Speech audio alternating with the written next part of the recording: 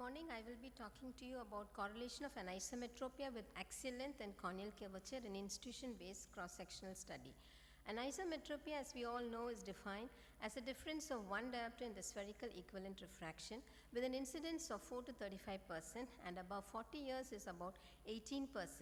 The factors causing anisometropia in children include corneal curvature, anterior chamber depth, lens status, vitreous cavity length and axial length. The aim of our study was to determine the relationship of axial length and corneal curvature in anisometropes ages 6 to 16 attending the pediatric OPD department of a tertiary eye care hospital. This was a prospective hospital-based observational study.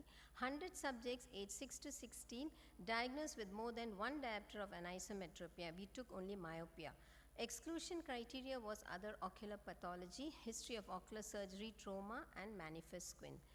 Subject evaluation included informed consent from the parents of all participants as per ICMR ethical guidelines, comprehensive ophthalmological examination and measurement of axial length using IOL master and measurement of corneal curvature using the manual keratometer. Among the 100 subjects used in the study, the mean standard deviation of the spherical equivalent was 3.52 plus minus 2.08 diopters, all the subjects being myopic and isometropic in nature.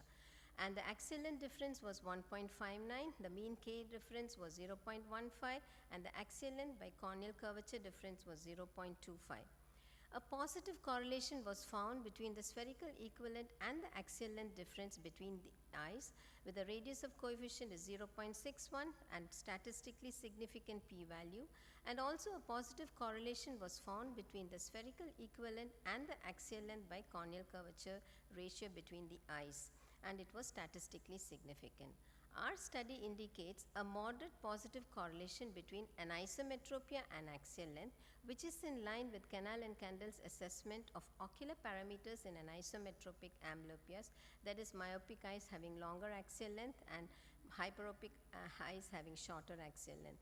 A positive correlation between anisometropia and axial length corneal ratio. That is, when the axial length increases, there is a corneal compensating factor, that is the corneal curvature becomes flattened and it maintains binocular equilibrium. This is the best indicator for emmetropization, could be used to monitor anisometropia and its progression. But there was no correlation between anisometropia and corneal refractive power. However, in high anisometropic patients, there was no difference between the corneal curvature between the two eyes. We established a moderate correlation with changes between the eye difference in axial length and the changes between the eye difference in spherical equivalent refraction, similar to the study by Tong et al. Thus, in conclusion, axial length is an important component in dioptric difference in anisometropic eyes with no significant correlation between the corneal curvature and the dioptric power. The results suggest that axial length by CR ratio is the best indicator for emmetropization and could be assessed as an observational indicator to monitor anisometropia and its progression due to the effect it has on refractive errors. A value of AL by CR ratio above 3 could be considered as a risk factor for the development of myopia in emmetropic eyes. Thank you. Okay, doctor, good study. But in the definition, you said anisometropia is difference of more than one diopter, but the textbook says more than 2 or 2.5 diopter usually. We have taken a difference of one diopter between for the this two study. eyes. Yes, for the. And now after the study, you think axial length is more important than the corneal curvature? Yes, axial length plays an important role. But the usual theory is the myopia is caused mainly by the change the curvature of the cornea. Yeah, that is what happens in emmetropization. So if there is an increase in axial length, how does the eye compensate? There is a corresponding flattening of the corneal curvature and the patient maintains emmetropization. When he fails to maintain that, the person develops myopia. Okay, and in the biometry, when we do a biometry, the axial length, when you can do for all patients, you can tell the prognosis of myopia also. Axial length by the average of the corneal curvature, if it is more than 3, invariably you can tell them you are going to progress, the myopia is going to progress. This is again an indicator for axial length.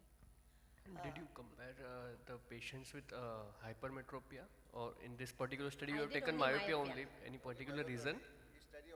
I did only myopia. But you wrote in that, I think, I thought you included hyperops also. No, no, no, No, no. she I was Only very myopia. specific, Okay, yes, yes. perfect. It's a very good study, I think. And, It is okay, but Yeah, it and has has a already been, clinical implication. It has a clinical implication, Yes. which is the important thing. and it also has a prognostic factor for telling the patient your myopia is going to progress. Any Exactly. patient for that matter. Exactly, It is very practically, I've seen it in my prior practice. Absolutely, absolutely.